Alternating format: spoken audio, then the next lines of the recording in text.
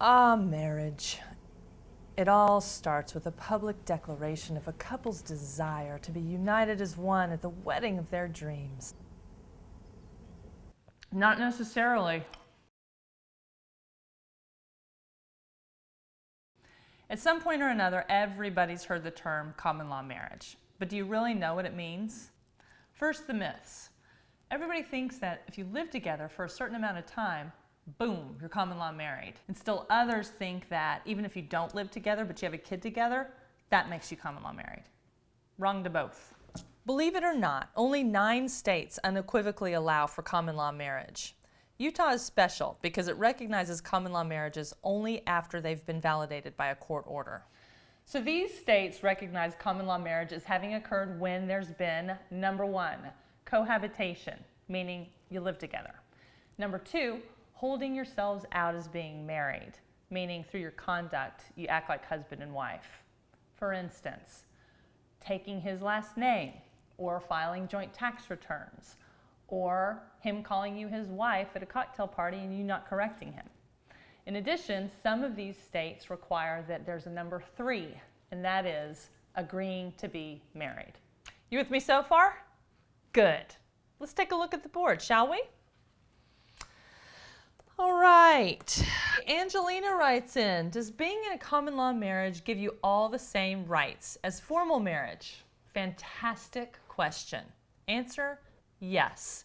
Once a common law marriage is established, you are married for all purposes. Inheritance rights, rights to alimony, community property accumulation, debt responsibility, medical decision-making authority, you name it, it's there. Being in a common law marriage is the same as if you had gotten married in front of a judge or in a religious ceremony. Okay? Okay. Next question. Jenny writes in, so what happens if you're common law married and then you split up?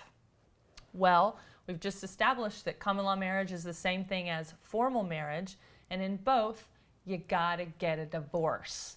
A real divorce in front of a real judge with a real divorce decree at the end. A divorce decree will set out things like who gets what in terms of property, how debt is divided, alimony rights, child custody, lots of other things. And if you think that you don't need a real divorce because you didn't own property together and you didn't have kids together, think again. You have got to make sure you've got that piece of paper that says that you are not married as of such and such date so that you are not on the hook for any future debt liability, unpaid taxes, and things like that for your ex-spouse. Northwest Mom asks, if I am common law married in one state, will it be recognized if I move to another state? Another really good question, but a tough one. Have you ever heard of the full faith and credit clause? Well, it's in our U.S. Constitution, and what it means is every state is supposed to recognize every other state's laws.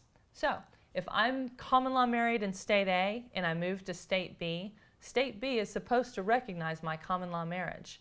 But you try explaining the full faith and credit clause on a mortgage application. So that's the gist on common law marriages. Thanks for joining me. I've gone into a few more details on the family law section of the blog, so check it out. And remember, life is legal, so it's better to know the rules.